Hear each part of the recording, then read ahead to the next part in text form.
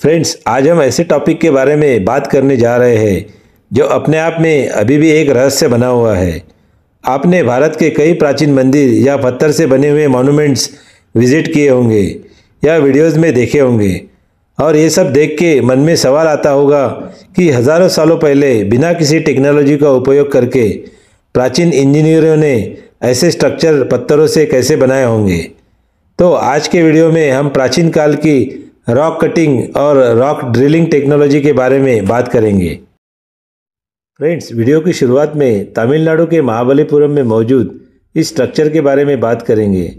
अगर आज हमें एक बड़े से पत्थर में एक 8 फीट डायमीटर का होल बनाना होगा तो मशीन्स के सहारे ये इजीली पॉसिबल है, लेकिन यही बात 1300 साल पहले कैसे की गई होगी, वो भी ग्रेनाइट के पत्थर पे, जो कि दुनिया का सबसे हार्ड पत्थर में माना जाता है। आप यहाँ देखिए कितने परफेक्शन से एक बड़े से ग्रेनाइट पत्थर में 8 फीट डायमीटर और 5 फीट डीप डायमेंशन का सर्कुलर शेप में होल बनाया गया है। कुछ इतिहासकार ये मानते हैं कि होल छेनी और हथौड़े का उपयोग करके बनाया गया था, लेकिन सोचिए ये छेद यहाँ 1300 साल पहले बनाया गया था, जब पाई की वैल्यू ज़्यादा लोगों को पता भी नहीं थी। पारंपरिक इतिहासकारों के अनुसार प्राचीन काल में कोई भी उन्नत टेक्नोलॉजी का उपयोग ना करके इसे बनाया गया था। पर सोचिए एक परफेक्ट 8 फीट वाइड होल कैसे बनाया गया होगा। थोड़ी देर के लिए ये मान भी ले कि इसे छेनी और हथौड़े के उपयोग करके बनाया गया था, पर सवाल यह है कि कहाँ से इसकी शुरुआत की गई होगी, और ये बनाने के लिए एक साथ कई कारीगरों ने काम किया होगा। फिर भी इसे कंप्लीट करने के लिए सालों का समय लग गया होगा। इसके भीतर के सरफेस को ज़रा गौर से देखिए, कितने परफेक्शन से इसे बनाया गया था, एकदम फ्लॉलेस। कितना स्मूथ लग रहा है और देख के ऐसे लग रहा है कि किसी मॉडर्न मशीन से इसे बनाया गया था। लेकिन सबसे इम्पोर्टेंट सवाल यह है कि इतने परफेक्ट सर्कुलर शेप में इस स्ट्रक्चर को बनाने का क्या कारण हो सकता है। अगर पानी के लिए कुआं भी बनाना था तो वो लोग ज़मीन में आसानी से बना सकते थे।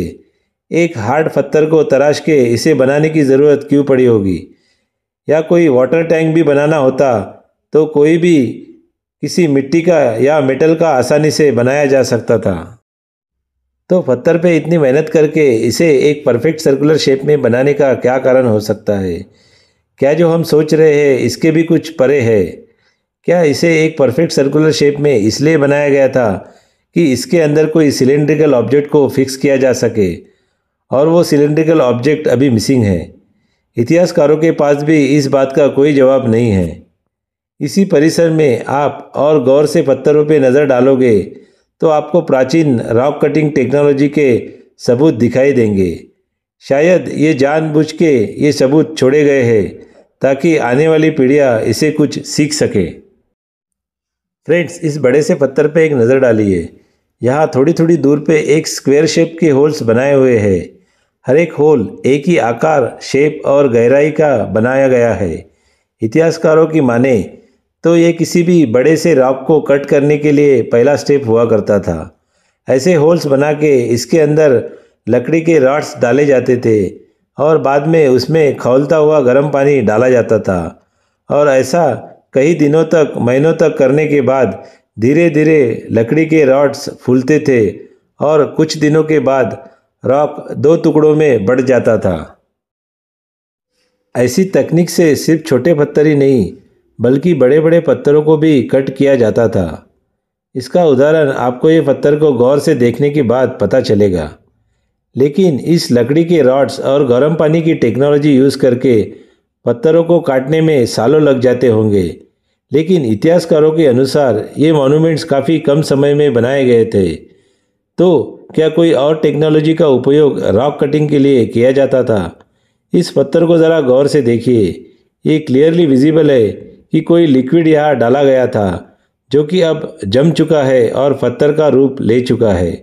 तो ऐसा तो नहीं पत्थर में एक लाइन में स्क्वायर शेप में होल बना के उसमें कोई एसिड रूपी लिक्विड डाला जाता था जिससे पत्थर एक ही लाइन में पिघल जाता था, और इसी प्रकार से बड़े बड़े पत्थरों को कम समय में 2 हिस्सों में काट दिया जाता था। इस पत्थर को ज़रा गौर से देखिए। किसी भी एंगल से ये नेचुरल फॉर्मेशन नहीं लगता। ये क्लियरली दिख रहा है कि इस पत्थर को दो हिस्से में कट किया होगा और एक हिस्से को कहीं ले जाके कोई स्ट्रक्चर बनाने के लिए उपयोग में लाया गया होगा। गौर से देखने के बाद आपको इस पत्थर के एजेस पे ये मार्क्स भी दिखाई देंगे जो कि होल्स के है, जो इसे कट करने के लिए यहाँ बनाए गए थे।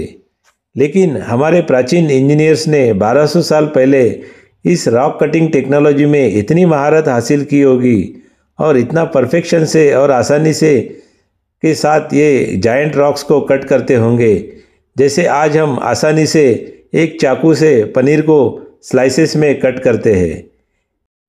फ्रेंड्स, एक बार रॉक कट करने के बाद नेक्स्ट स्टेप होता था इस पत्थर के स्मूथ साइड पे एक परफेक्ट रेक्टेंगुलर शेप में पैटर्न बनाए जाते थे। इसके बाद जो अनवांटेड शेप्स रहते थे उन्हें छैनी और हथौड़े से निकाल दिया जाता था और बचे हुए रेक्टेंगल शेप्स को ऐसी सुंदर नक्काशियों का रूप दिया जाता था। ये सबसे ज़्यादा कठिनाई से भरा हुआ स्टेप होता होगा, क्योंकि ऐसी नक्काशियों को बनाने के लिए हाईएस्ट लेवल का प्रिसीजन और परफेक्शन लगता है।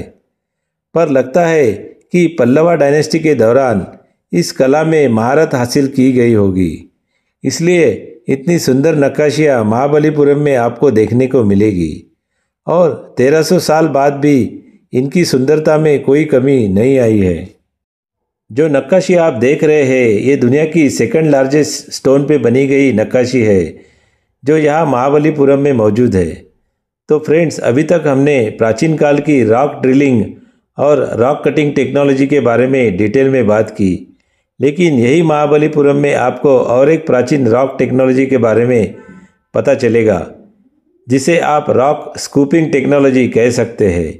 इस टेक्नोलॉजी से बड़े से पत्थर को स्कूप किया या खोद के इसके अंदर एक स्ट्रक्चर बनाया जाता है।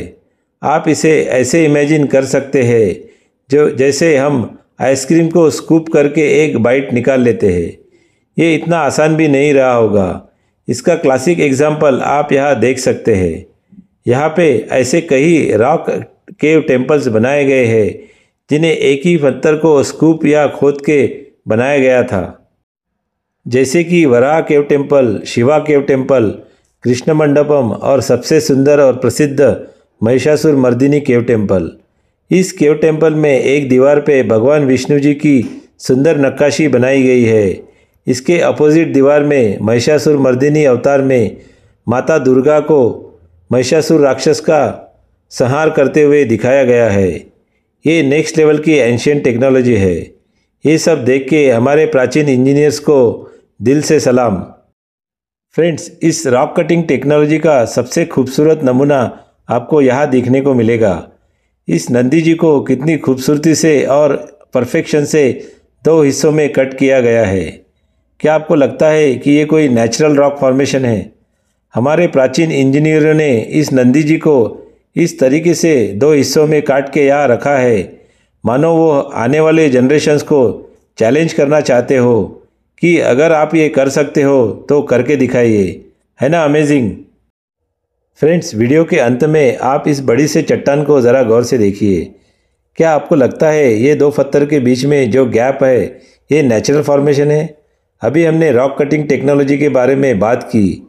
क्या इस बड़ी सी चट्टान को भी दो हिस्सों में काटा गया होगा?